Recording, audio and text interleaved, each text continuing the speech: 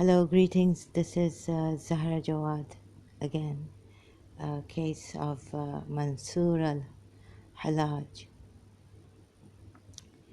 When I read about Mansur al-Hallaj in Karachi on the website, I got really scared of Shias. The Shia Imam is Zamana.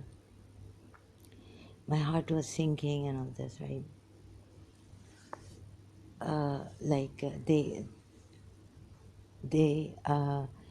What all this, the whole story is that Imam Zamana, Imam Mahdi, declared him to be an imposter. So the story starts on this website. I found it, the Tawqi of Imam Zamana, concerning Mansur Hallaj.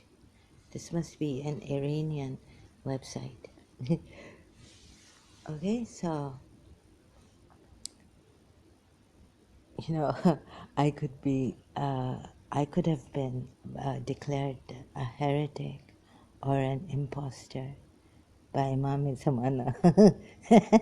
And listening to the song that God is within you, uh, and God is everywhere, and God is near you, and God embraces you, by an idol worshipper Hindu. I could be also executed.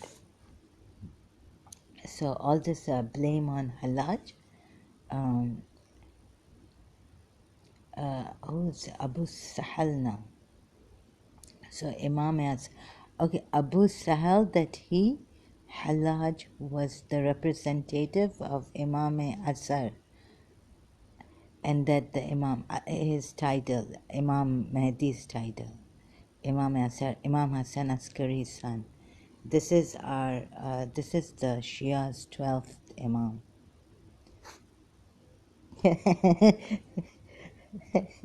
So, what is this? Okay, this is interesting. I still don't get it.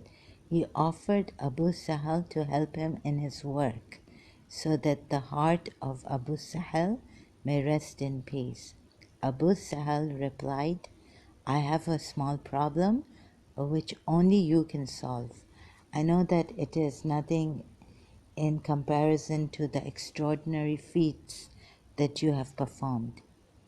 I am highly desirous of young girls, but they are repulsed by my graying hair, and I find it too cumbersome to apply henna, herbal dye.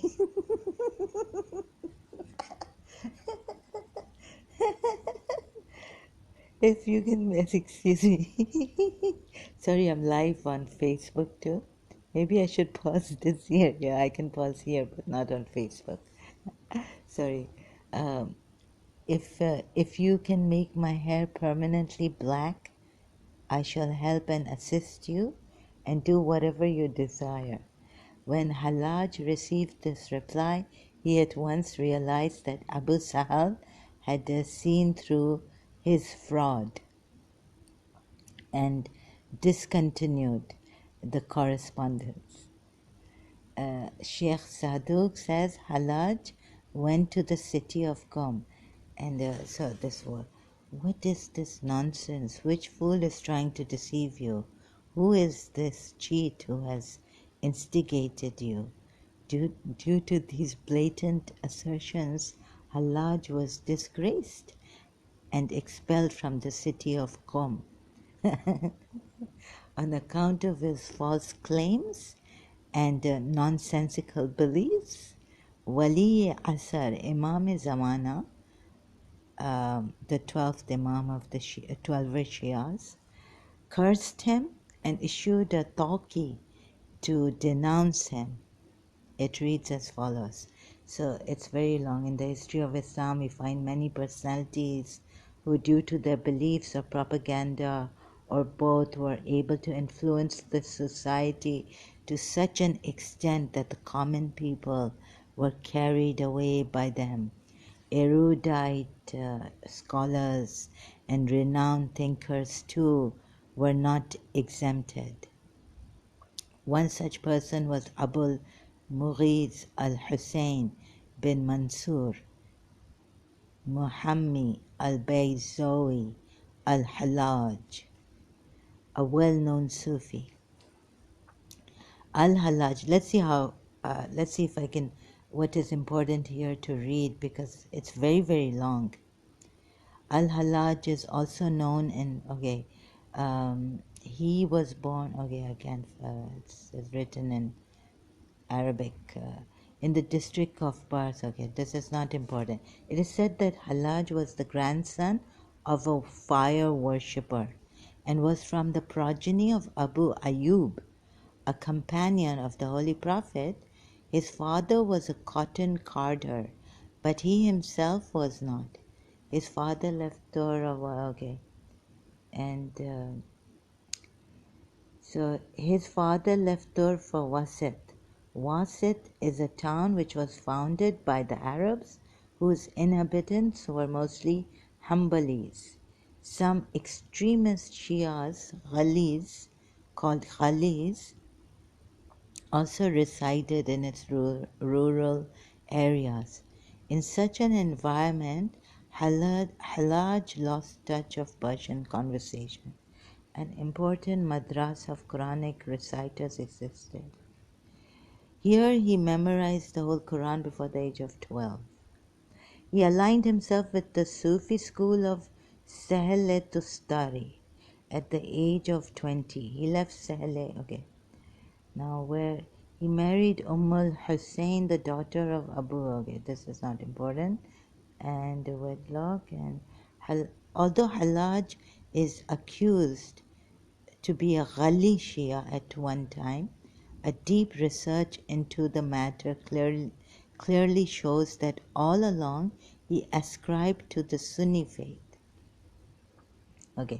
Reference The History of Islamic Philosophy by M. Sharif, Volume 1, page, it's in Arabic or Persian. Hallaj was also in contact with the famous Sufi Junaid. He went to Baghdad for exchange of thoughts with him. Although Junaid persuaded him to stay there, he refused. So this and what happens next, what is most important? Divine. Oh, yes. So what was his praying and fasting? In this way, he kept testing his personal method for divine unification and opposing the principle of hifz-e-sir, protection of divine secrecy, Sufi doctrine. Started propagating his own ideologies. Amr al-Makki disassociated himself from him. Yet Hallaj managed to collect more disciples around him. So it says here he's become a Sufi. The main plank of his campaign was that each man should be made capable of finding Allah in his own heart. It was for this that he received the title Halla ul Asrar, the carder of distinctions. Hallaj gained popularity. This is not Indian. According to Ibn Kathir, he is known to Indians as Abul Muqiz. The Khurasanis remember him as Abul Mamiz. The people of Pars as Abu Abdullah al-Zahid.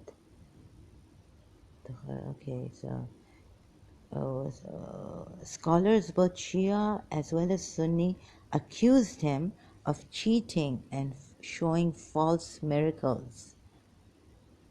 He performed his second Hajj with 400 disciples.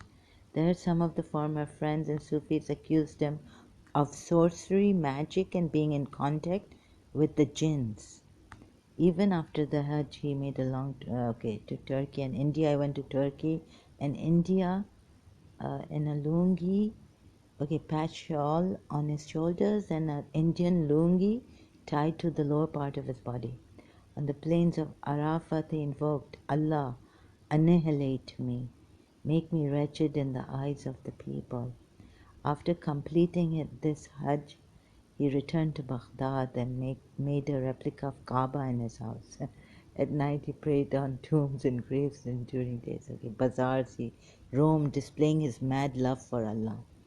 He used to show himself as a wretched man in the eyes of the people, and also expressed his wish to die. He implored Muslims, "Save me from Allah. He has permitted you to shed my blood. Kill me." Muhammad bin Dawood al-Zahiri was infuriated with this statement. Like some Shias would think, what's happened to her? Oh, God. So announced his infamous slogan, Anal Haq, I am the truth. I'm listening to Rishi Ji song, Bhajan, Art of Living, right? He's gone now, but I saw his miraculous image. Maybe they think that I'm on, some jadoo is happening here. Because only through Muhammad can Allah and His Muhammad can they can perform miracles. So Shias may be Abbaside Caliph Muqtadir. Okay, what is something here not important? Dismissed the case. So he kept in jail for 9 years. Hamid, a Sunni, kept and he was subjected to the ire of Hamid. Okay. I don't want to read. Can't. The scene. So what's happened here now? Let's see.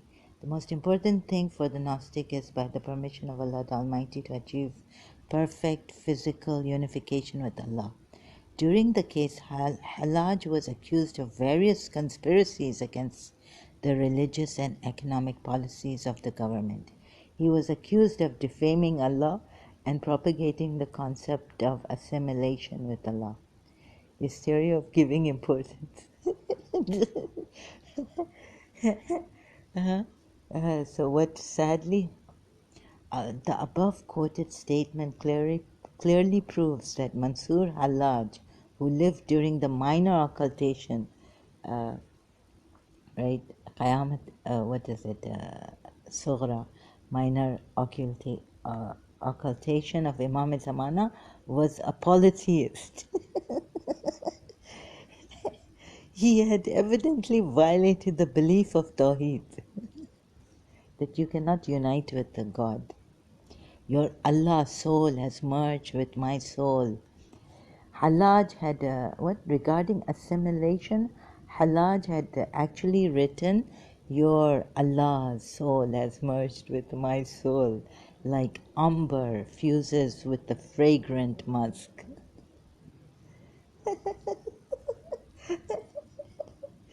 Diwan-e Hallaj, translated by Masson, page Iranian or Arabic. He really took the cake by claiming we are two souls who are put in one body. The above quoted statement clearly proves that Mansur Hallaj, who lived during the minor occultation of Imam Zamana, was a polytheist. He had evidently violated the belief of Tawheed. Mansur Hallaj and the claim of deputyship. Ghaibat-e-Sughra, the minor occultation. Mansur Hallaj was one of those who had falsely claimed the special deputyship during the minor occultation, Ghaibat-e-Sughra.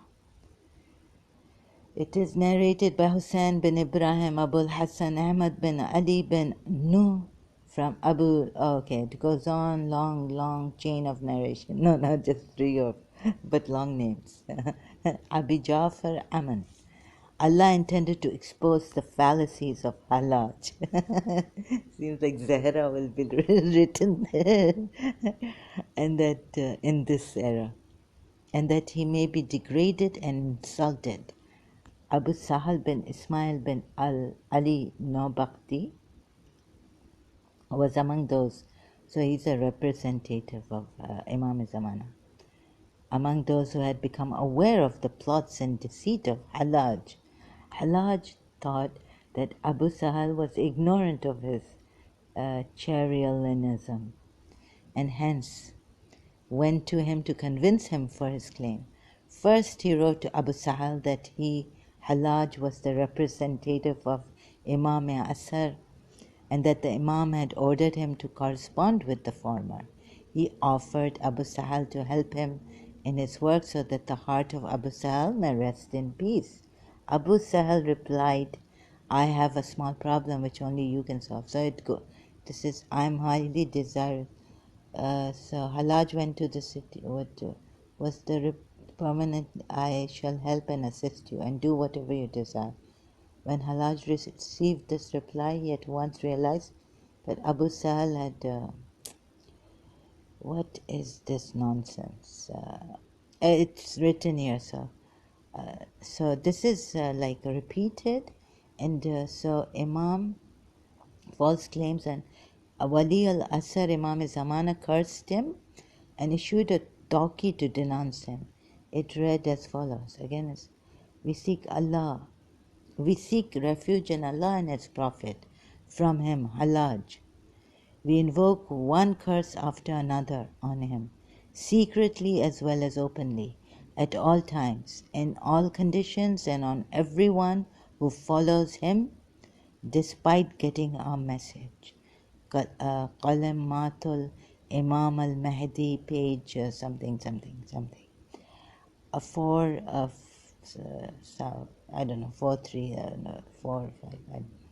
After examining the above talkie, it becomes clear that in the school of Ahlul Bayt, there is no place for evil people like Hussein bin Mansur Hallaj. It was the impact of this talkie that during the minor occultation, until the later centuries, Shia scholars continued to denounce Hallaj. But in the 7th century, some people began to defend Hallaj, ignoring the talkie of Imam, the last Imam who was in occultation of the Shia 12ers. They began to call Hallaj Wali of Allah, as if this was not enough, blasphemous. They even composed eulogies glorifying him. Like him, they also repeated the words of Ana al-Haq, I am God. Allah alone knows which facet of Mansur's personality has attracted them, that they ignored the clear talkie of an infallible Imam, cursing Hallaj, and followed and expressed their love for the deceiver and cheat. Imam has clearly stated that whosoever follows Hallaj is also accursed. Let us pray to the Almighty Allah. Let us pray to the Almighty Allah that may He give us stability. Oh my God, Shias. Let us pray to Almighty Allah that He may give us the ability to discern falsehood from truth. I was so scared, dude. I was so scared. Sufis, I was scared of Sufis also. And our Imams. No, this was heart-sinking, that we may not be misled by any false claimant or charlatan. Amen. Okay, so who killed Hallaj? But there's another interesting story on this. This is www.pasokh.org. Site I went to and I was reading. And now we have another one here. I wonder, the main reason for killing him were political accusations with the green light from Sufism, Sunni and Shia scholars.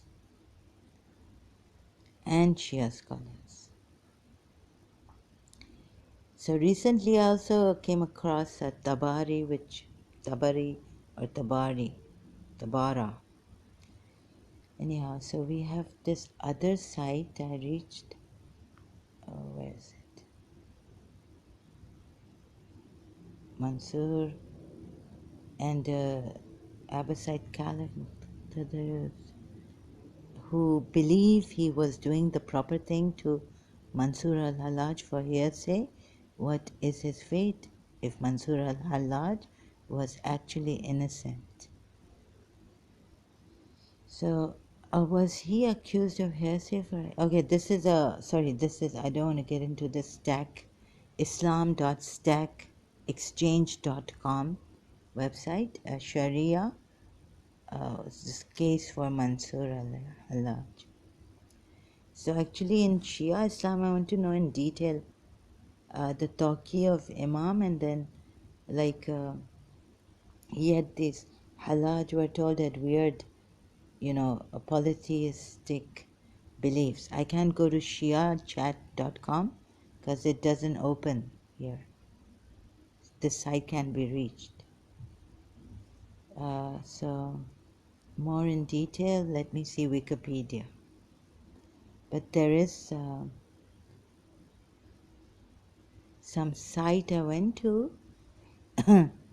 He's best known for his saying, I know, yeah. So, sorry, excuse me. He's best known for his saying, I am the truth. Allah Mansur Hallaj. You can't say that. Do you have no annihilation of the ego, allowing God to speak through him? Sufism. So, I think something's missing in that Shia's. Let's see Shia point of view. Where is it? Life, teaching, practical works, classical era views. Mullah Sadr, I'm saying. And what is this? Rumi wrote, when the pen of authority is in the hand of a traitor, unquestionably Mansur is on a gibbet. What does this gibbet mean? With this citation, some Sufi authors claim that such utterances were misquotations or attributed them to immaturity, madness, or intoxication. So they tried to save Hallaj.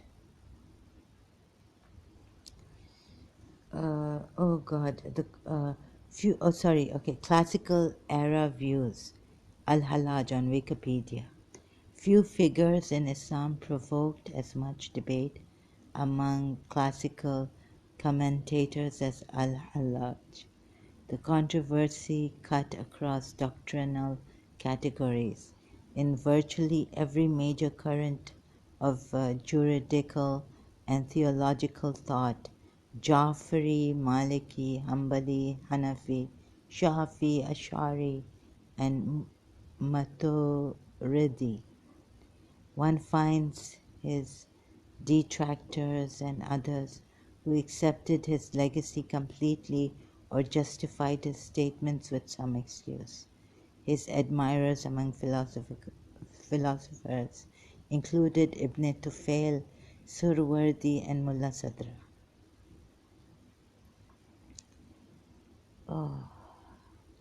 Baqa of God, mystical annihilation, fana. So what was the point, modern supporters of Brahmin, Christian?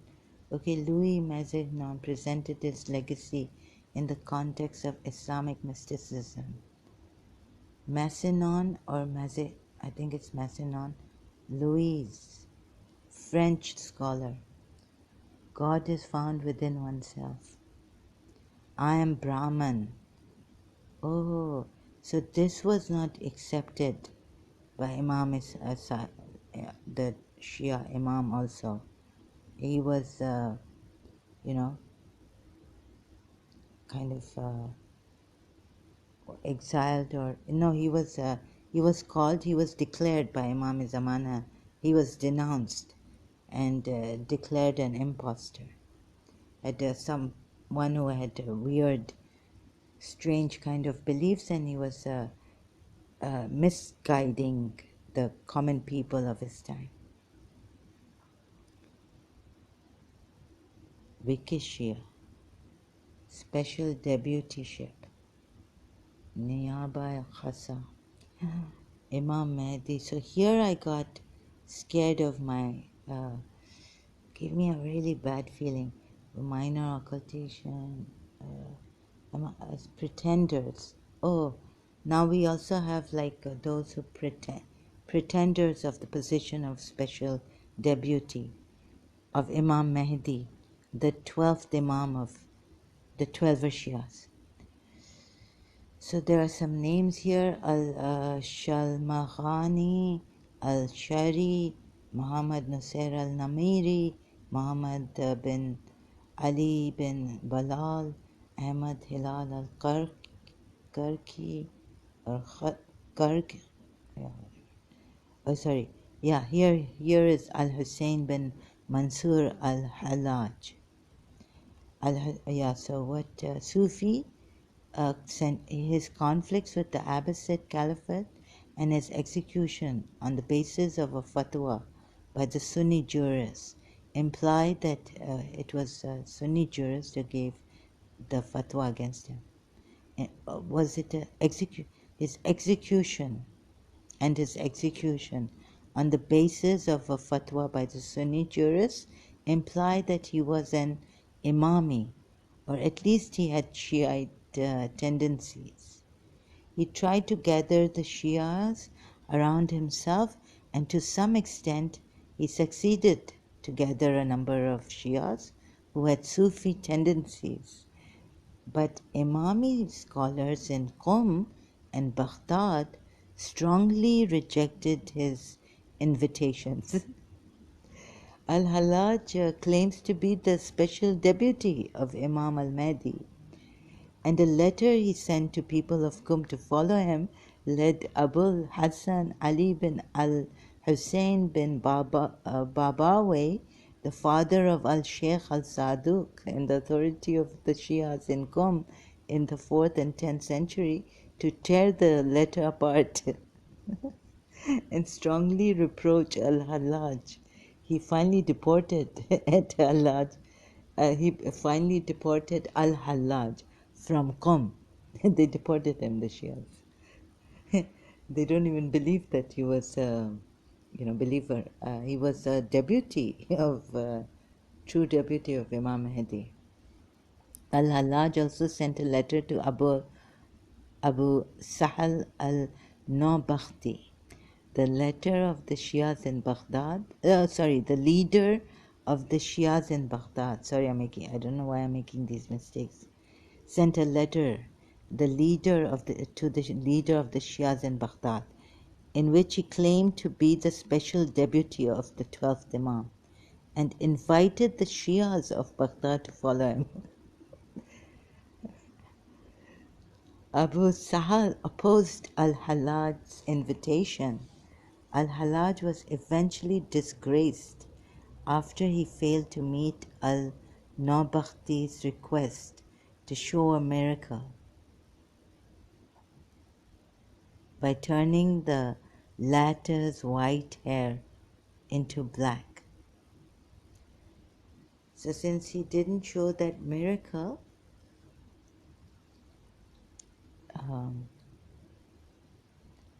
he was Tusi al-Ghaiba, Kitab al-Baghdadi, Tarikh Baghdad. So we don't know. It's so confusing. Evidence relating to the birth of 12th Imam in Al-Hallaj district. But there's something here in the Shias. Let's see. 400 people. Hakima daughter Maryam. Oh, sorry, not Maryam, but okay. And let's see if Al-Islam, al-islam.org.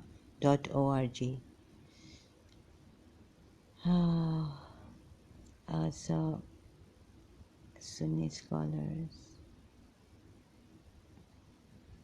What is this really? So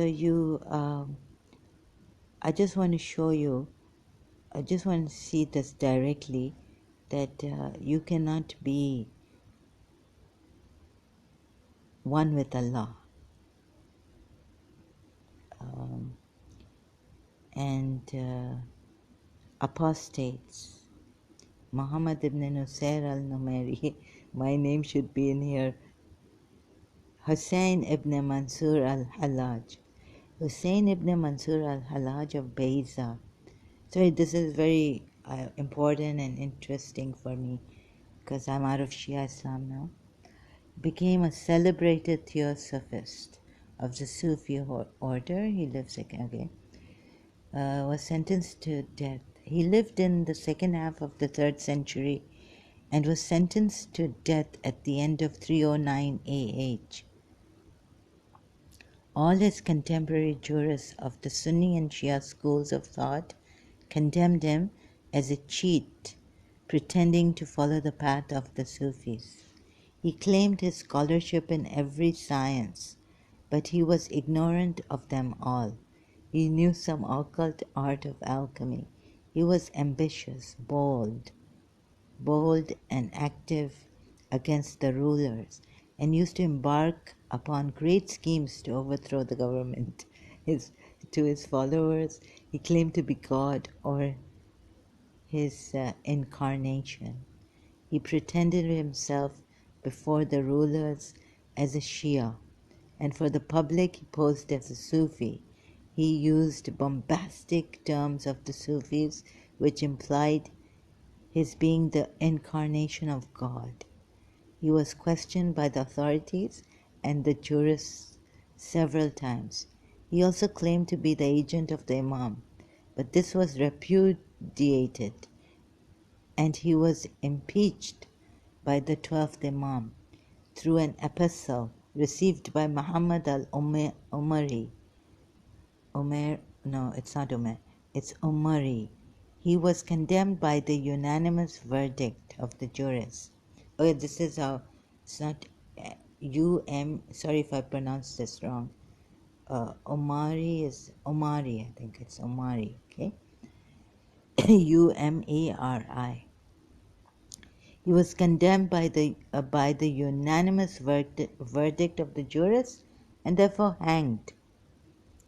For almost 200 years, the man continued to be mentioned by all biographers as an impious impostor until the celebrated Sufi Saint Sheikh Abu Hassan Kharakani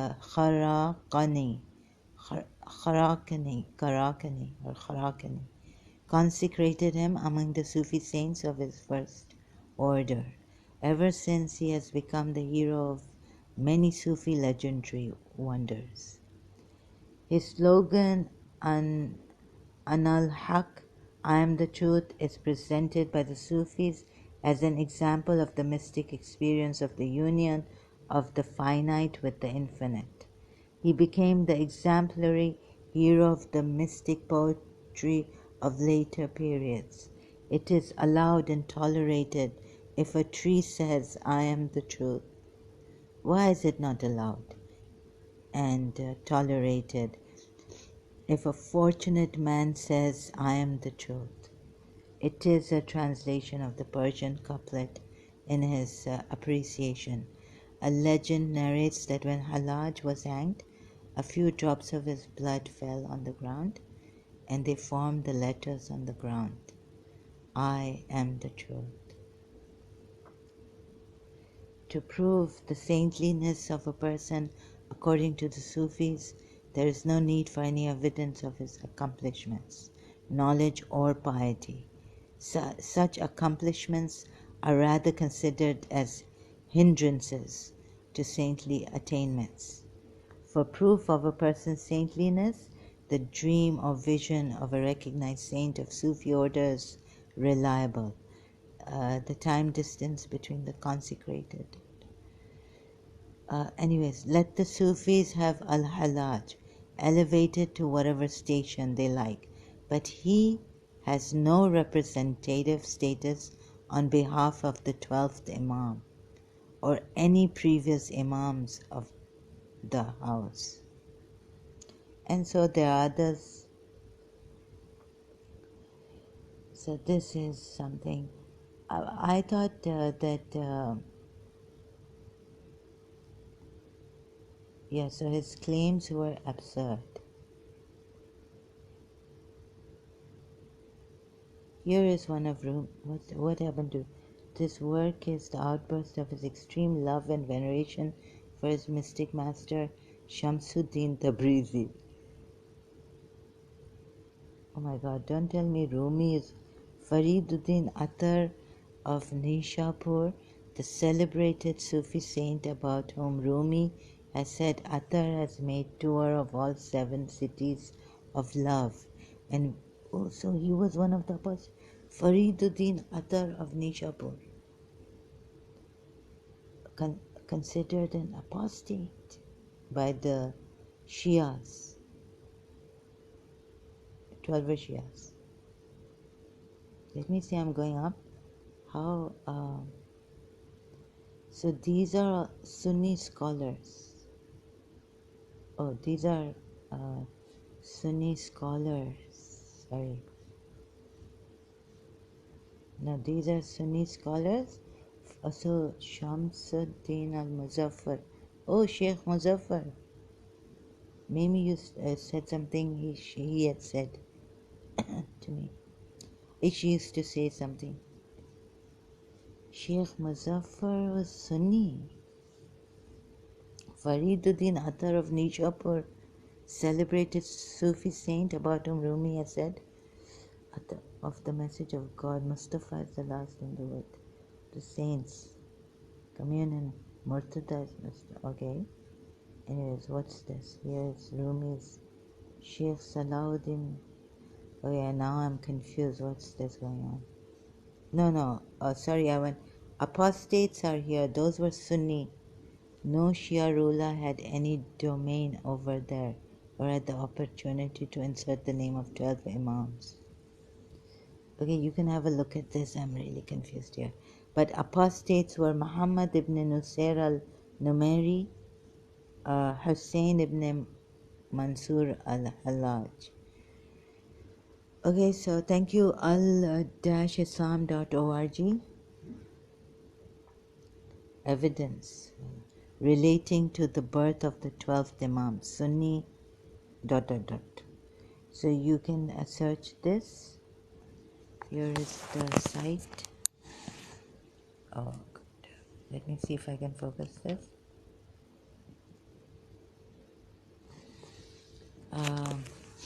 There was another thing he said which only I found from one site.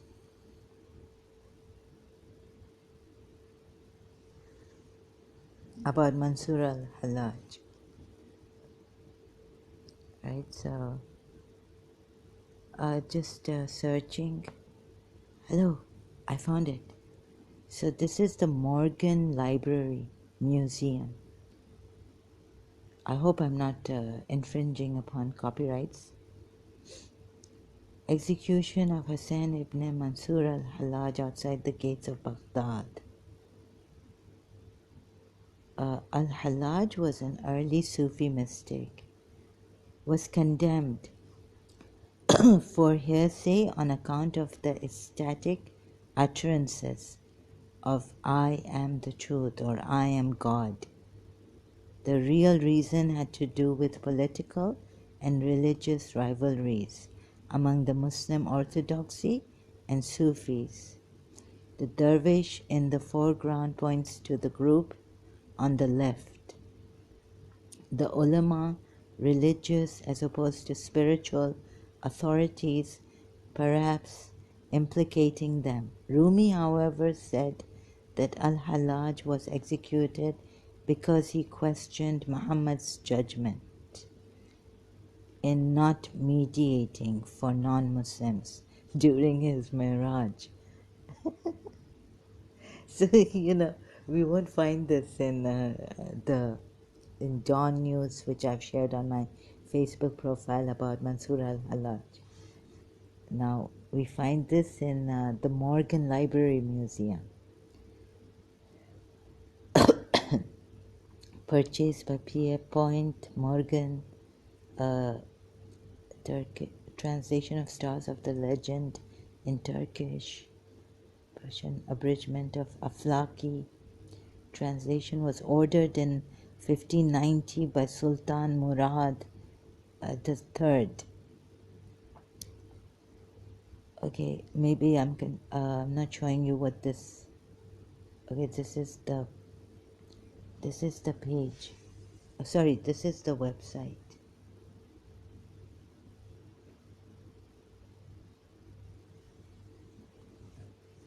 Let me do it with my phone. There's the Morgan Library. Can you see this? This is the web, the morgan.org. Right? And here we have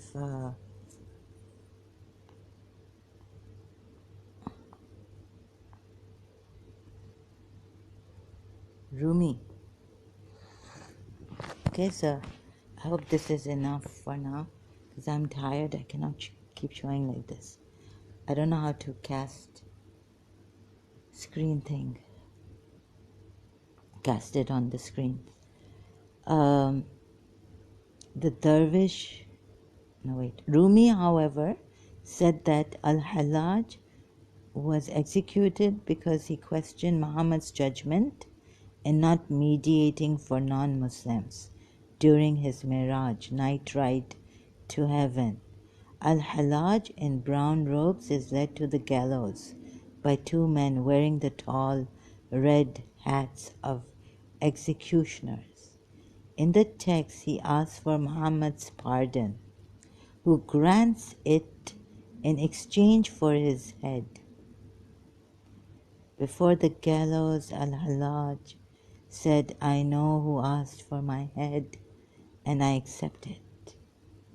The Sufi spin, however, suggests that the gallows represent good tidings.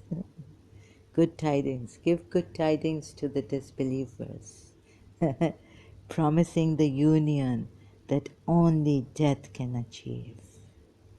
In Islam, only death can achieve this union. It is only after death. So sorry, excuse me. Okay, this is really sad for me. Thank you, the Morgan Library Museum. I really have to open Mansur al-Hallaj's case on social media. This is the best I can do. Sadhguru on Mansur al-Hallaj, the Sufi mystic. Oh, I should listen to this later on. I did not see this before.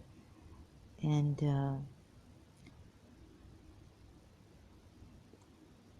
so the Imam, my Shia former Imam Mehdi denounced him and called him an impostor.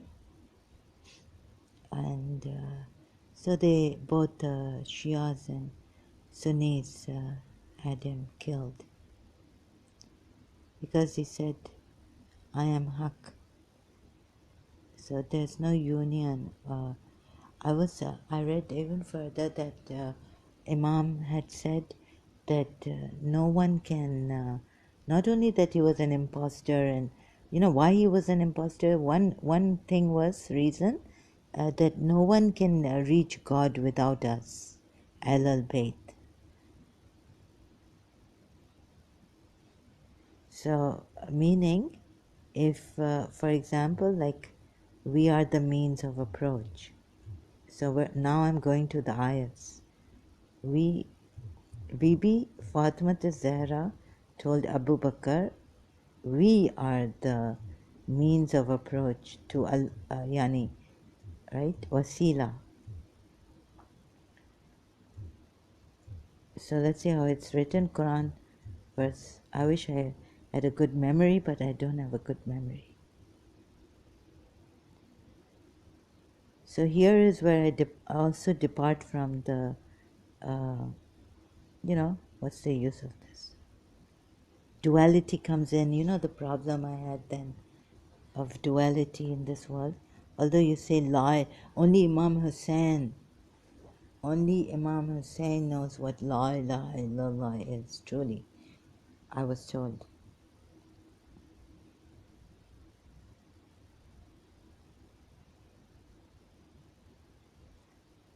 I'm trying to find that verse where it says, we are, no. Bibi said this, but the verse isn't like this, sorry. It says, seek means of approach to God. Seek the means of approach.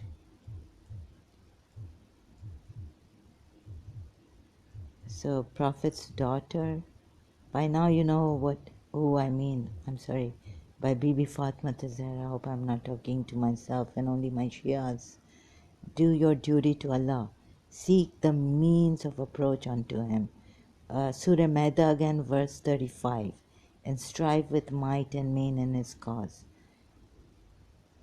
So Ahlul Bayt have said that whoever says that they are in union with God or they are saints, no one can become a saint unless, they are, no, saint or even like saying that I am God realized.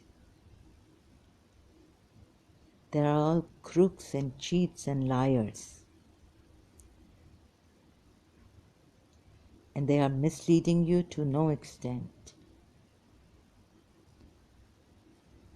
So in this Mansur al-Hallaj's case, long time ago, reading about him online in Karachi, when I was in Karachi, Pakistan, I found out that there's no way you can, all of them are lying. Whoever says I'm God or I'm Haq, no one can get to God without, only through Ahlul Bayt can you get to that true one God. And you get to it, mean you have a connection with Him through them, through their wasila, through their wasila, yeah, means of approach. Fatima Zahra told Abu Bakr. Now, about the Shia and Sunni contention, I found out about Tabara. And so the Shias were told by the fifth Imam, also this to mention, fifth Imam Muhammad al-Baqir, that you curse these two, right? And keep cursing them. And some other ladies, wives of the Prophet, and Aisha and other, okay. So like that, right? In Surah Tahrim, like, so I read about Tabara also. Just to mention that shortly, and then later on I'll come back to Tabari. So I looked at the verse, multilingual Quran, Surah Mumtahana. Under Surah Mumtahana, I found Ali M.A. Ali's commentary about Tabara. So I checked Tabara. What is Tabara?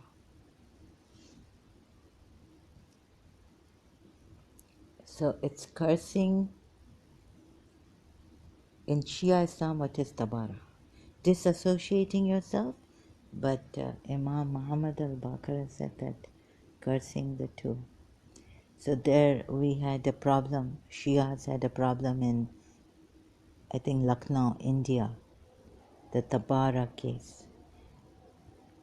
Okay, so sorry about this. So now I'm also deviating from here to here because um, so I was thinking, my God, I'm so naive, right? So if we tell the Sunnis that, please, our fifth Imam, but now we don't, the Shia religious scholars, they just start by saying that curse of Allah on the enemies of Muhammad and Ali Muhammad. You don't have to take their names because this would cause a fight. Sunnis will get angry.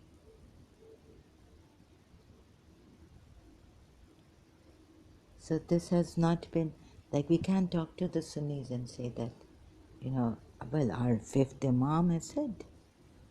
that curse, because Imam Ali was cursed 70 years. Imam Ali was cursed by the Umayyad, and so they don't understand this, and so we have this rift that some of the caliphs which the Sunnis believe in, they come under the curse because they were hypocrites and idol worshippers, according to Muhammad and Ali Muhammad, even Rasulullah, because Rasulullah told, passed it to Ali. Ali knows about it, and Fatima Zahra, his daughter, and also through Fatima. Sorry, I have to just straighten some things up here. It's, my mobile here, this thing keeps slipping. Okay. So sorry about that. So there's been a clash in, if you don't know about this Tabara, disassociate. What is this Tabari? The doctrine of Tabari. Tabari is a doctrine that refers to the obligation of disassociation with those who oppose God and those who caused harm to and were the enemies of the Islamic prophet Muhammad. As Shias believe, they believe that the Imamat is the inheritor of Risala, thus it is the protector of Islam. Muhammad introduced them. Wikipedia.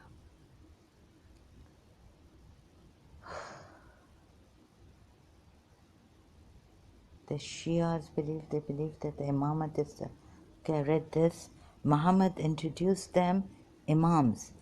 Later, every Imam introduced and stipulated the next Imam. So people who were obstacles to the Imamat and implementation of the true form of Islam, and equally the people who were the enemies of Ahlul Bayt, are the enemies of God, and it is necessary for all believers to dissociate from them. Definition.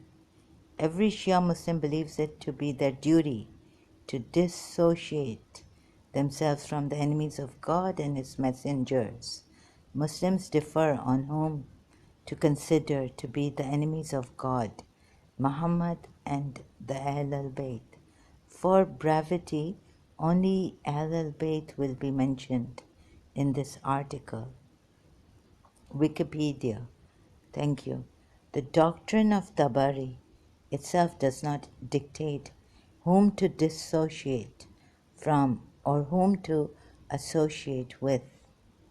It dictates the disassociation of those identified as enemies of Ahlul Bayt. The identification is up to every individual. For example, some people may regard Muawiyah as the enemy of Ahlul Bayt. But in that case, it becomes obligatory to dissociate oneself from Muawiyah. Quran Ayats, Surah Tawbah, a declaration of immunity from Allah and His Messenger to those of the pagans with whom you have contracted mutual alliances. Surah Tawbah, verse 1. Baratun is derived from the same consonantal root as Tabari. Shia and Sunni differences. Since Shias and Sunnis have different sources of hadith, this is very, very delicate matter. Okay, there's been killing and fight.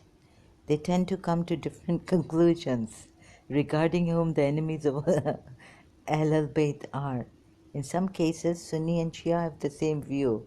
For example, regarding Abu Lahab, Amr ibn Hisham, and Umayyah ibn Khalaf. But controversies arise concerning the Sahaba, since Sunnis believe in the uprightness of all Sahaba, while Shia do not. Due to the Shia view of early Muslim history, the Shia scholar Mullah Baqir al-Majlisi stated, Shia scholar. Sorry, this is the Shia scholar. Mullah Baqir al-Majlisi stated. Not, is there Imam Baqir? Where's, yes, it comes late. Muhammad al-Baqir, yes, sorry. I just got confused here. I think I skipped this part while reading it just before coming on online and making a video of it. Regarding the doctrine of Tabari, we believe that we should seek disassociation from 4 idols, namely, Sunnis, Abu Bakr, Umar, Uthman, and Muawiyah. From 4 women, namely Aisha, Hafsa, Hind, and Hakam, a daughter of Hind, along with all their associates and followers. These are the worst creation of Allah. It is not possible to believe in Allah, His Messenger, and the Imams without disassociating oneself from their enemies. Reality of certainty, Haqq al-Yaqeen. This is chapter 2, 519. I don't know. Haqq al-Yaqeen is some chapter from Allama Mullah Baqir al-Majlisi's book, I think. Every Muslim believes that it is important to disassociate themselves from the enemies of Muhammad. However, Muslims differ upon who those are. Shia also believe that this view was held by the descendants of Muhammad. Shia hold as authentic a narration attributed to Muhammad al-Baqir, their 5th Imam, Imam Sajjad, Imam Zain al-Abidin, Imam Ali, son, Imam Ali ibn al-Hussein's, Imam Ali ibn al-Hussein's son, Muhammad al-Baqir, Imam Sajjad's son, the 4th Imam's son, attributed, this is an authentic hadith attributed to Muhammad al-Baqir. He was reported to have replied to his disciple who had sought the Imam's opinion regarding Abu Bakr and Umar. These are, remember, the 2 rightfully guided caliphs that the Sunni Muslims follow. What are you asking me about them? In bracket, Abu Bakr and Umar. Whoever among us, in bracket, Ahl al-Bayt, close bracket, or the progeny of Muhammad, departed from this world, departed in a state of extreme displeasure with them. The elders among us admonished the younger ones to perpetuate it, extreme displeasure with them. Verily the 2 of them have unjustly usurped our right. By Allah, these 2 were the first to settle on our Ahl al-Bayt necks. Therefore may the lanat, in bracket, curse, of Allah, the malaika, angels, in bracket, and of mankind be on the 2 of them. So this is a verse from the Quran that, there's a verse that Allah and the angels and all of mankind curse the disbelievers. Something like that, right? I'm not going to search for this verse. Sorry, I'm really tired now. In the same book, on the same page, appears the following.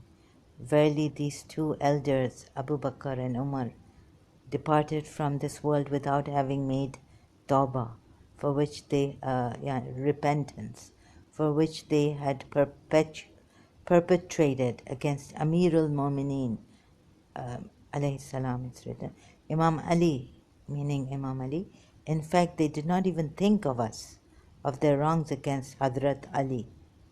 Therefore, the lanat, curse of Allah, the Malaika again, and of mankind beyond them. Kitab al-Rawda.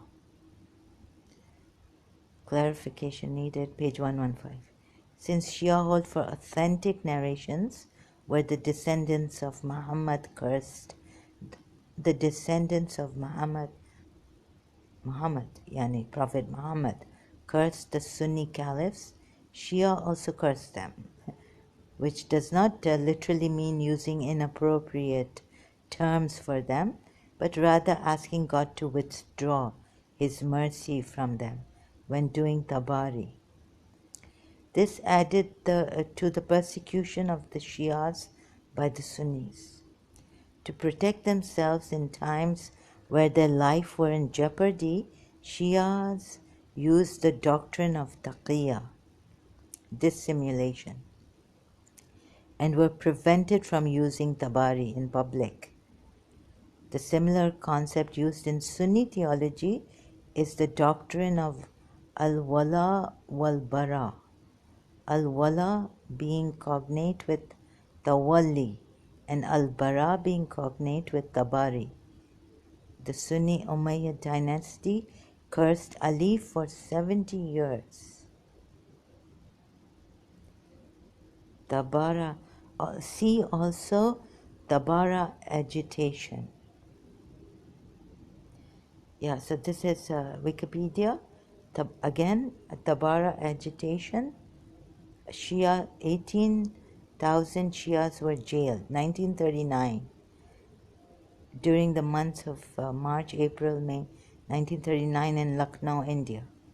The civil disobedience movement was at once started by Shias following the Congress government communique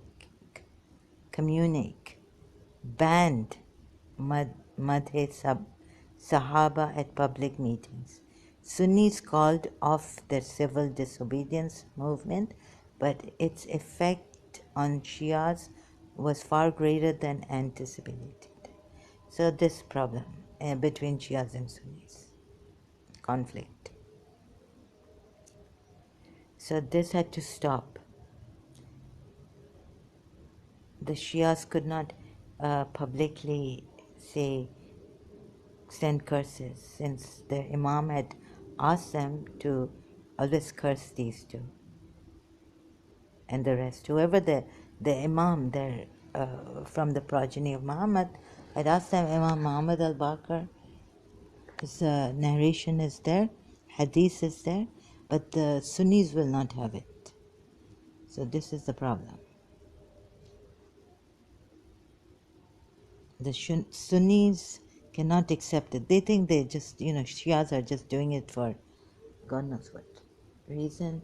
They should sit and have a dialogue and see that their Imam said, and the Imam is from a Prophet Muhammad's progeny. And there's also the Imam quotes from let me show you. If there's a blessing, like all men and angels bless Rasulullah, and so there's also a curse. God, Allah. So if even you Shia, Sunnis, Muslims, if you think that you don't say anything bad to anyone, I'm sorry, right? You do. Allah, because you're Allah, and angels, and all, and mankind, all man, or let's see what it is. I'll just put mankind, curse the disbelievers, something like this, right? Ayat, Quran ayat. Please give Google search instantly. Surely those who disbelieve and die while they are disbelievers, these it is on whom is the curse of Allah and the angels and men all. Surah Baqarah ayat 161. Indeed, those who disbelieve and die while they are disbelievers. Upon them will be the curse of Allah and of the angels and the people altogether. So these people altogether know who these people are, dying as disbelievers, and you curse them. So Imam Ali told us, and our Imams tell us who these people are. Umar tried to burn the house of Fatima. So I can. So this is the advocating for the Shias, like, right? Everything was falling into place until something happened in me, and it changed. So now I need to take a break. It's been how many hours here? I don't know. It doesn't give time. It's 1:48. I don't know when I started this. I thought it's going to take a night, but I'm tired. Curse of God. Chapter 2 of the Quran, Surah Baqarah, verse 161. You have to curse. Men are involved too in this. So you curse the disbelievers who die, who live and die as disbelievers. Allah has promised the hypocrite. Now what is this? This is the same verse or verses? Okay, there's so many here now. I just saw here Allah has cursed the hypocrites. Okay, it's a whole list of Quran ayats. Allah has promised the hypocrite men and hypocrite women and the disbelievers the fire of hell. Okay, but this Allah has promised us. In some cases we say Allah decides, right? Even about those in Surah Zumar who say that we worship these idols or we associate with them and we use them as a wasila to get close to Allah, God. So God says, I will decide about that. But here, in this ayat, if the Sunnis are going to object and say that God never said to us, believers, to curse these disbelievers. But you open Surah Baqarah, ayat 161, and you see this. Indeed, those who disbelieve and die while they are disbelievers, upon them will be the curse of Allah and of the angels and the people altogether. So these are high grade people who can curse, who know, who have died in disbelief. The Shias, they are Imams now, and they've told us who they are. So the curse, we only the Shias can do this. No one, even the Sufis stay away from this, and the Sunni Muslims stay away from. I guess Sufis, I don't know what it is really, but I think I don't know about even the Sunnis. But what apparently comes is that why do we curse? Why do the Shias curse these Sahabas and all? So we have our own, we can explain to them if the Sunnis come to the Shias, right? Go to a religious scholar, a good one. I would give you Dr. Sayyid Amar Naqshwani. Or, he knows if you are English speaking and even if you are Arabic speaking, I think you can go to someone, a good Arabic speaker. There are many in Shias. You can go to Iraq, you can go to Najaf, you can go to Qum, you can call them up. You can contact them. There's a Sayyid Ali al-Sistani. And please decide, because this is Shias just curse because they're told to curse and their imams tell them. And this is their imams are from the progeny of Muhammad, and we say that the Shia say that their rights were usurped. Imam Ali was cursed on the pulpit for 70 years or so. No, less than 70 years by Muawiyah. Until Muawiyah was alive, he used to curse Imam Ali on the pulpit. Najl Balagha, we are told, I think it is recorded in Najl Balagha.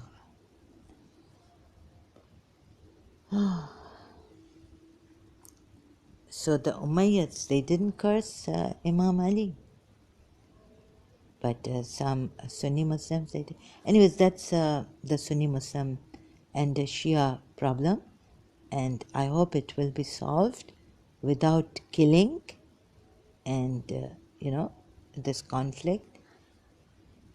The reason being, the only thing I hope the Sunni Muslims see that the Shias do not. I was a Shia, I know. We do not curse the caliphs because the Sunnis believe in them as caliphs. No, out of malice or something. We curse because it's in our religion, like it is in your religion. It's the same religion, but a little point of contention, bone of contention, conflict. But you see, our Rasulullah told us, and since he is not alive, his light passes through Imam Ali and his progeny, his daughter Fatima, and then Ali was his cousin, and Fatima his daughter, and his Hassan and Hussein his grandsons. Anyway, this is okay. So no, but really, I have gotten reading Surah Mumtahana verses. Shias could, tell me that all these scattered verses and all. Put them together and see, read them under context. Yes, there is smite at their necks, very, very violent verses, but Rasulullah had violent enemies. So my case became very, very difficult as a ex-Shia. Sunnis, like last night, what I was doing, I was just, I could go to the Sunni hadiths and I could show you what ridiculous, and then just give you these violent verses and give you the case between Shia and Sunni like now I have. So, but this I didn't do for, trying to make my case stronger against Shias or something like this, or wanting to have a conflict. No. Let's put our things right in front of on the table. Let's have a, please, I would like you to, I'm not using this, please. If you think that I'm using this as to make my case stronger against Shia-Sunni conflict, the conflict is there. Shia-Sunnis need to talk about this, have a dialogue, and explain to each other, listen to the Shia side, why they curse the companions, because their imams have asked them to curse them. Because our imam said they died. I was a Shia, I know. I'm not using taqiyya. I'm not using dissimulation. Okay, so please, this is not. So, this confusion and me reading also, like there's some good ayats you might get. What my point here is of bringing out the good ayat, one I showed. I can only take one thing at a time. I couldn't put all the ayats together and show you because of my condition. I couldn't even do my research properly, deeply. So by piecemeal, it's reached from 2000 to 22 now years after doing my law, right? I thought I should, since my health, maybe when my health will get better, but I need to find the truth. Like that, I just got into confusion, and I haven't still. So this is why I have to show you like one ayat at a time, and the ayats I had a problem with, and I just feel that those, no matter how, okay, the reading it in context, but I still asked my cousin. I came to Dubai, and he had come from Oman, my mother's cousin, so it's my second cousin, or something like my second cousin, the third. They don't say that. So about this, right? That how can we then explain to the Sunni Muslims? Because there's a ayat in Surah Tawbah. Sunni Muslims can take it like wait in ambush for them. They take us as infidels and as opposing against the religion. Their Sahabas are there. Four Sahabas, but Imam Ali we take as the first Imam, but the three of them we don't take as our caliphs, and we even curse them. So let's be open about it. Don't mean to hurt anyone, but this is a truth. So Imams have said it. So my point was that we should sit, have a dialogue, and understand each other, because it's in the Shia religion. And I can show you from Surah Tahrim. Shias should quote Surah Tahrim against the wives of the Prophet. Why aren't they quoting Surah Tahrim? But okay, so my thing in Surah Tahrim was that another thing against Prophet Muhammad, that how can he take an oath and then break it, and Allah tells him that you've taken, why are you forbidding yourself this? What? I mean, I could understand. So that was my point, but when I was a Shia, I could advocate for Shias using Surah Tahrim ayats against the wives of the Prophet, but now I'm not going to do it. Because that poor Aisha Hafsa, not because they were Sunni, not because Sunnis believe, not the way the Sunnis believe in them as being true al Mu'mineen Muslims, no. Okay? So this and so it's a very difficult case for me, because some of the ayats, like these cult leaders, they have something really great things, and I feel they've stolen. Muhammad has stolen things from. I feel now, and what evidence can I get and give it to you? So we have to go this hard way.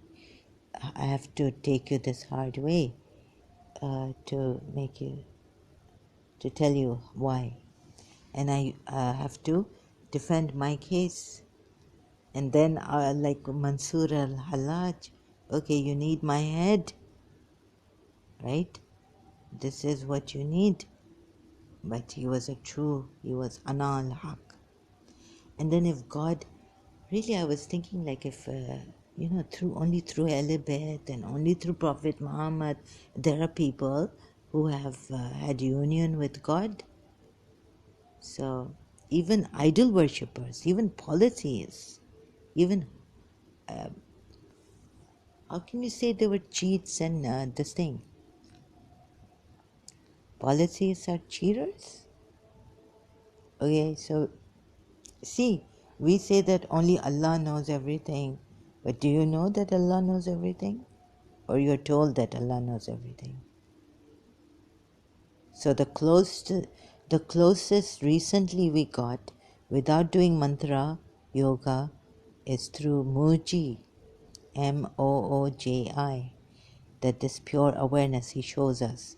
Now this, if we he's asked us to marinate in, like even this pure awareness will not be able to tell us where the leaf is falling, right? So we can say, oh well, no one knows. But if no one knows, that Allah knows everything. But where's the evidence? So what if Krishna in his time, they say that he's incarnated of God, right? Incarnation of God, sorry. I use these bad English.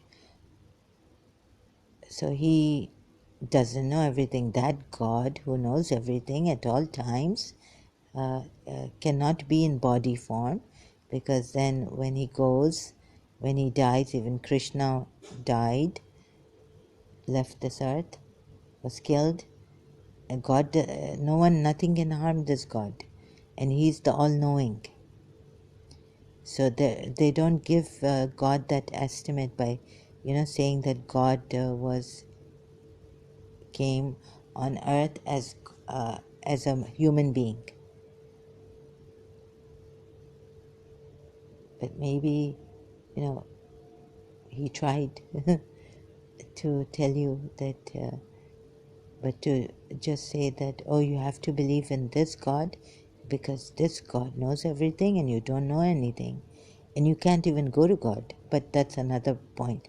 Let me just finish this point, that you, a human being, cannot come into, cannot be God, because he doesn't know everything and you're not giving God full worth. Okay, am I repeating myself? Yes. So where would this, so Muslims saying this and religious people saying this, or no, like Jesus Christ, Son of God, he didn't give us everything. He didn't tell us the estimate of the stars and measurement and this and that or whatever, the truth, how creation was, how creation happened. So in this argument, I'm very weak. Actually, I have not really prepared, and I need some eloquence here, some philosophical. Here, I must say, I'm very weak, and although taking the Muslim side, I think you've limited God to the sense that he can't even be in a butterfly, something, or later on, like this. I said in London. No, later on, in London, I used to see these. What do you call them? These ladybirds, and then later on, I found them in my. In London, I just used to look at them. Sorry, I said something. I have to correct myself that I used to talk to them. In London, no, I used to look at these red ladybirds with the black dots. And later on, I used to talk to them. I found some in my new house in Karachi. It's now old now, but the second house that we shifted to. And I would,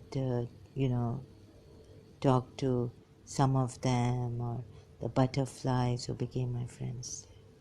Like, I would think, why can't Allah come into a butterfly or a ladybird?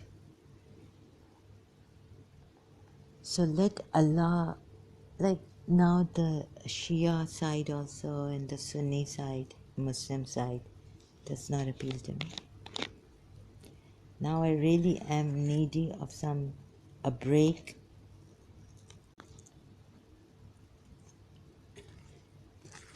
Sorry, I've just put something to get some energy. I feel my energy is going. So it's very difficult. Like I would need a philosopher. Searching for a philosopher who is neither Muslim but understands all, is an all-rounder, knows all points, and decides what this is really, how to. So you see, Rasulullah came and said, this all-knowing God. And so even I am a servant of Allah. I am not God. He said this, but all-knowing. So we have to take it. Right now my head is, I have to take it step by step. This philosophical thing I'll do later. But I just feel that I don't agree to that high thing that, Allah is all-knowing, so He cannot, otherwise no one will truly estimate Him as to what He is. Like He cannot be small. Why can't He get small and get into the ladybird or get into man or man's heart? When you look at this love feeling, right?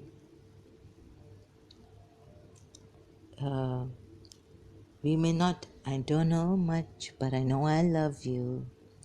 That may be Aaron Neville and Linda Ronstadt song. I don't know much, but I know I love you. And that may be all there is to know. Because you see, a prophet comes to us and tells us, okay, this is the way creation was created. Imam Ali told us, he was an imam, first imam, my first imam. They can tell us that Allah knows everything, and Allah is cannot be estimated. If you are not giving Allah its true worth, because He's the all-knowing, and He has no son, and you can't call Earth God, Mother God. But what if, like pantheism, what if this whole world, what if Allah is like what Rishi, Art of Living, has a bhajan on? What if He spread His arms around and He's embracing you? What if He's all peaceful?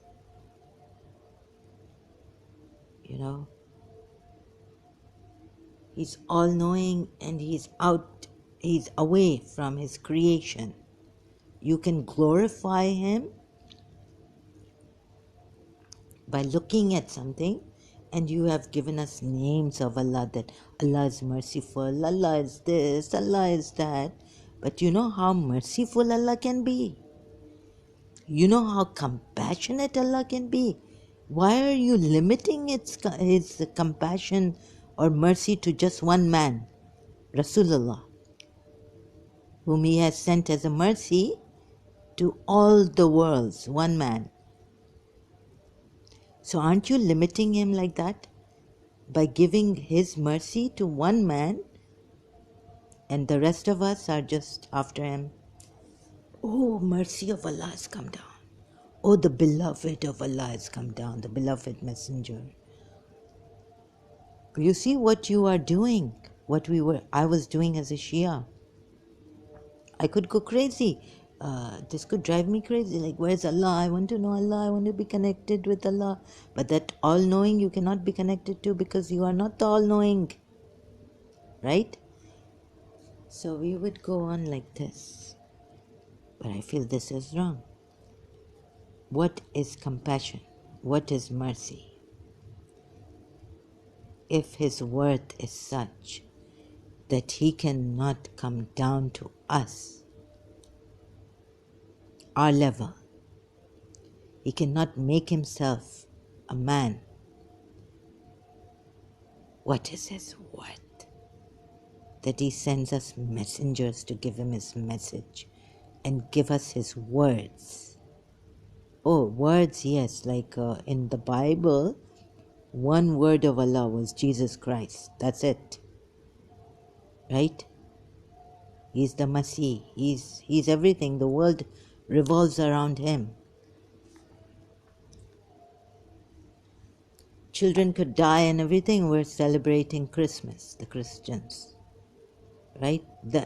They don't celebrate that time when they don't commemorate the time when Herod killed all those born just before Christmas, or no, killed after Christmas, after 25th December. And what even the Christians really I have to criticize. But that's not my subject here. What I mean is, even Isa al-Masih in the Quran, Ruh Allah, he's called the Spirit of Allah. You know what he's called? A Sunni Muslim good friend of mine, we had I don't want to, but she said that where is it written in the Quran? It's not written in the Quran that Jesus Christ was the Messiah, Masih ibn Maryam. It is written he was the Masih. She didn't know this. So I told her it is written in the Quran. So she was like surprised that Masih is written in the Quran for Jesus Christ. Because you know what Masih is, the anointed. And then you know what the anointed is, and what the word of Allah is. Now if you go to Sam Shamon, he will explain to you and these evangelists on YouTube. It's not just plastered. You know what the anointed is by the biblical way. But this prophet, anyways, has put it in such a way, just plastered things. Not going deep into the Word of God, because if you listen to, I'm not that articulate, so you'll have to go to Dr. David Wood to find out, or Sam Jamon.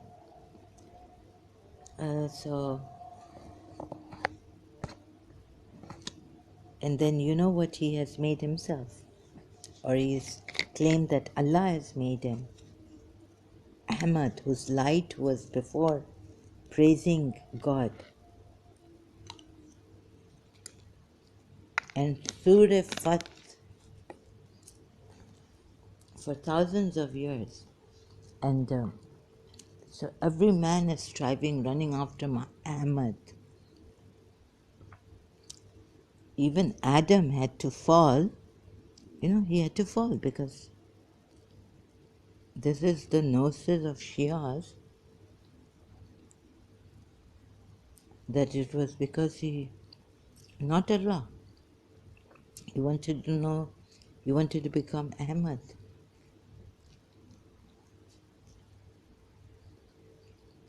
Is this not shirk? The light of Allah. So you just think of Allah all-knowing. We're not giving Allah that, worth, right? But I think of the other side too. Think of this side where Surah Fat, if you really take it the way it is, and I've shown you some even mistranslations by Muslims of Quran ayats. You know what Muhammad is. You actually worship Muhammad. You see, even if you skip this ayat, what is it? Giving bath on his hand is equal to, oh, he's just a servant of Allah. Ahmad is Abdullah. Is he? Only the servant of Allah?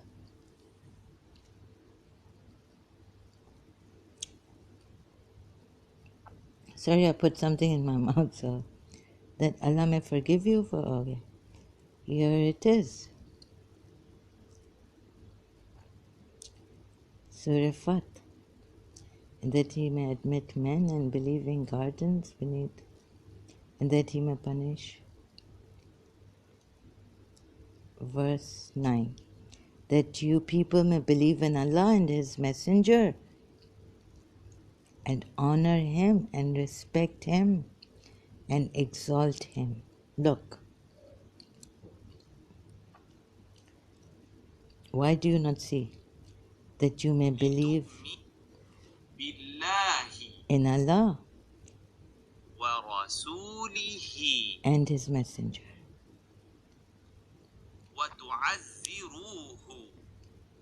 You may honor Him. What? All honor belongs to Allah.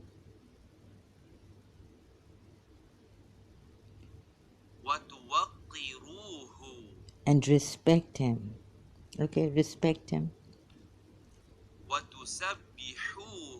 And glorify Him.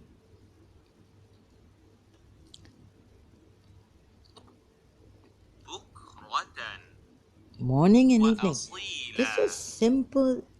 Even in, I don't know, Arabic, I'm surprised at you people, Muslims. Hello? Shias. This verse can save you against Sunni Muslims. This verse tells you that you worship Prophet Muhammad. This verse is telling, where are you Sunni Muslims? Right? Sorry to put it this way. This verse says, it doesn't say Allah. See, you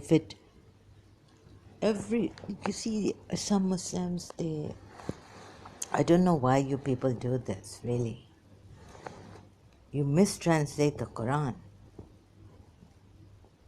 Someone told me the Sunni Muslim told me, I don't know if he's Sunni or what Muslim, Quran only Muslim, but he told me that, this Ghadirahum, this ayat, that proclaim. If you do not proclaim this, you have not proclaimed anything. So Shia say it means Imam Ali's wilayat. This young chap, doctor, told me over the internet, in the MSN Messenger we were, Saif Muhammad or something. He told me that no, this is about La ilaha illallah. Proclaim this. If you do not proclaim this, you have not proclaimed anything. Okay, so Sunni Muslims say it's about La ilaha illallah. That Allah is one. Okay, and this will save. So I didn't know how to argue with them or debate with them or discuss with them. I was like surprised. Then here you see the same thing, the same pattern. You see how this man or his Allah made everything like Allah, Abdullah, slave of Allah. You are Abdul. You are slaves of Allah. We are not. What is this? What is honor? May honor him and respect him and glorify him.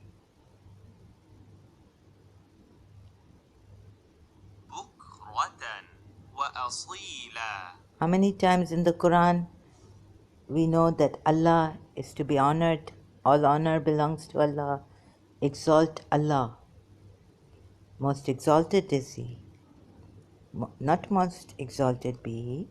He is exalted, He is Allah.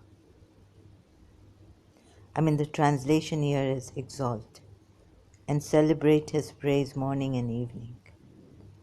This is Yusuf Ali. Celebrate this messenger's praise morning and evening. Why can't you people see this? You see, in your mind, you're so brainwashed, you've already decided that it cannot be, right? It cannot be celebrate his messenger's praise morning and evening. It has to be Allah, although the verse hasn't given it like this. So what you do in your translation, you put in bracket, i.e. Allah, for exalt him or celebrate his praise.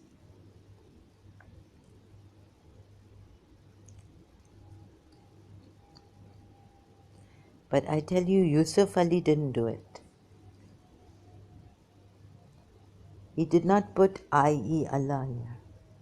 In order that you, O men, may believe in Allah and his messenger, that you may assist and honor him and celebrate his praise morning and evening.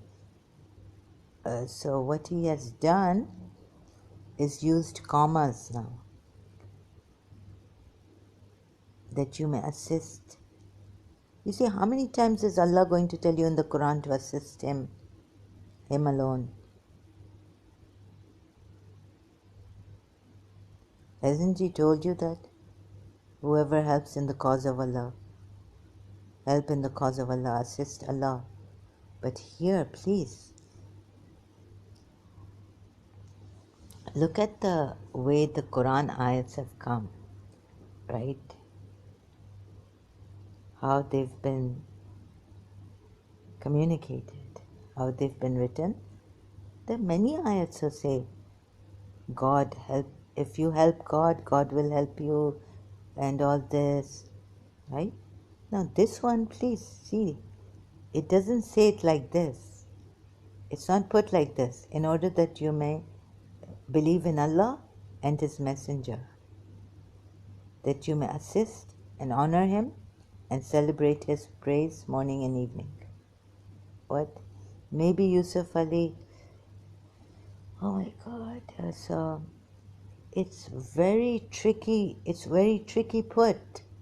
If you tell me, Zaira, no, please. You know, I'm showing you this man has tricked you, Allah is tricking you, because then all that blame on idol worshippers, then Mansur al-Hallaj will be executed, and was.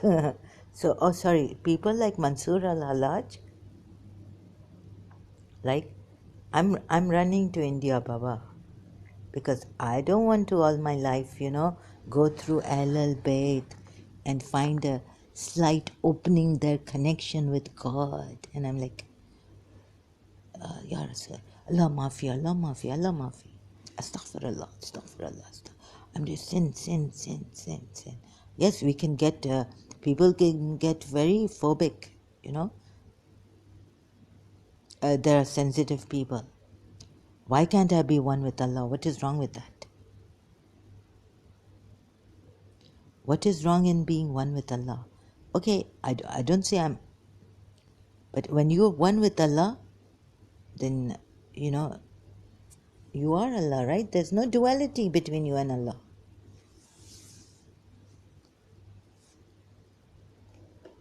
No, these prophets, I tell you, what did Paulo Coelho say, the greatest lie?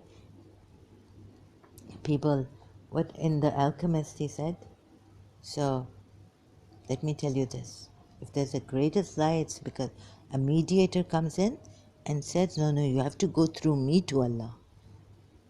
Or Jesus Christ says, oh, you have to go through me to your Father, God, the Father. All these liars came and killed those true men who said, the world's greatest lie is that Allah and you cannot be one. And you can only go through Allah, or go to Allah, reach, what do you mean? Nearness to Him. Nearness? Yani, you are near. Allah is close to you as your jugular vein. Look at this. Is Allah closer to the believers or is He closer to everyone? Allah is closer than jugular vein. Quran ayat, where is it? So, how is he closer to us than, and verily man, and we know that what his soul whispered to him, and we are near, we are nearer to him than his jugular vein. So maybe Mansur al-Hallaj found out that jugular vein, that he is nearer to God, and said, I am Haqq. What do you mean you say that we have, this is Surah 50, please, Qaf, with a Q, not a K. There are two surahs at the same sounding, but one is with K and this one is with the Q. 50th chapter of the Quran, verse 16. And we have already created man and know what his soul whispers to. You know what the soul whispers to us. And we are closer to him. This is how you know. This is how you are closer to us. Then our jugular vein. To him, then his jugular vein. Man. Insan. Al-insana. See? And we know. Not believe or anything. So why do we need? We just need to go to our jugular vein and contemplate. Oh God, you are closer to us. We go to the jugular vein. We go a little closer, more closer, and we find Allah. There's provision for the servants, and we have. So, oh God, I just continued, and so which ayat number was it? I've forgotten so quickly. So going back, 16. Ayat 16. When I continued, I think what happened is I went up.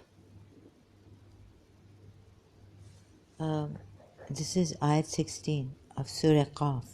And we have already created man and know what his soul whispers to him. Now you see, you are being told that this Allah knows every soul, what your soul, every man, what his soul whispers to him. You are never going, as a Muslim, you will never take God as a small person, coming and becoming small. So you have really estimated God to such high estimation. Soul whispers to him. How does this happen? Right? Stop, just think about this verse. And we are closer to him than his jugular vein. Footnote, the absolute knowledge of everything about him, we has also been interpreted to mean the angels. Even the angels know this, who are mentioned in the following verse. Angels are not associated with God. In absolute knowledge of everything. This is Sunnis. This is for you. Quran.com. Quran.com. Sorry, Muslims. This is not only Shias. Forget the Shias right now. And we have already created man. And we have already, this is not even about God's sovereignty, but that we means here, they are saying, footnote, we has also been interpreted to mean the angels, who are mentioned in the following verse. Okay, let's see the following verse, 17.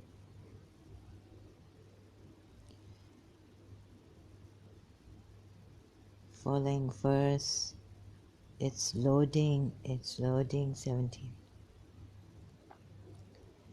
When the two receivers, recording angels, receive, seated on the right and on the left. This means angels are better than us. Even the angels know everything. Oh, do you know these two angels on our shoulders recording on the right and on the left? They're recording everything. And they will go, and then it's like bureaucracy. It takes time. Or instantly God knows. So God needs these two angels to sit on our two shoulders, left and write, record. When the two receivers, recording angels, i.e. recording angels, receive. So if angels know everything, seated on the right and on the left, they are recording everything to send it to God, the all-knowing. Can we get more insane than, we are brainwashed. He, man, utters no word except that with him is an observer prepared to record. Not even God. These are two angels observing, recording. On every person. How is God this way? That God himself will collect these records on the day of judgment and tell us. He is making these angels right. Maybe you say he's also the all-knowing. Okay? And there are also angels who are recording. And this is for every man different angels, or these two just one angels sitting on same angels sitting on people's left and right shoulder and recording.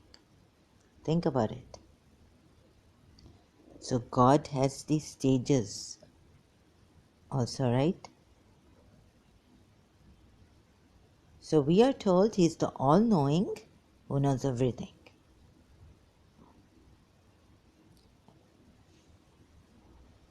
But oops, Muslims, something has happened here. Very good. I want to show you how deceived you are. And that Mansur bin Hallaj was killed unjustly. I feel so angry. Okay, so I need a break. I really feel hurt and deeply hurt. So I'll continue with these verses and my philosophy and all this later on. Thank you so much.